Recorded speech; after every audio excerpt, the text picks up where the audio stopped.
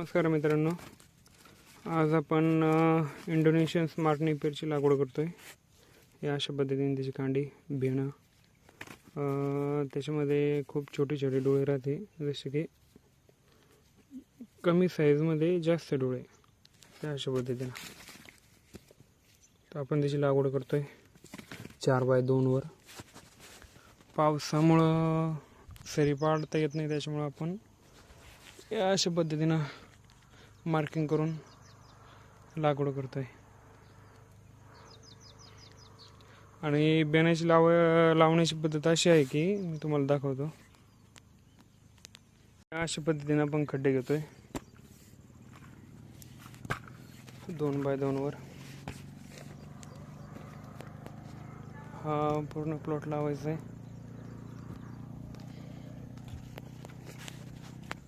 या नेपियरला बाहुबली या नावाने देखील ओळखतात आणि इंडोनेशियन स्मार्ट नेपियर तसेच 4G बुलेट या नावाने पण ओळखतात। आता आपण हे जसं आपण ऊस लावतो त्या पद्धतीनं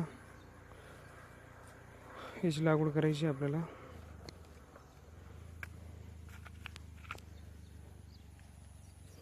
याला बकऱ्या खूप चांगल्या पद्धतीने खातात, तसेच जनावरे पण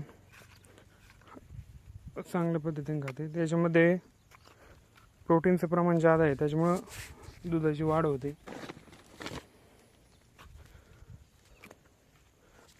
अशा पद्धतीने लागवड करायची आहे आणि मी पुढच्या व्हिडिओमध्ये टाकतो तुम्हाला कशा प्रकारे दिसतं।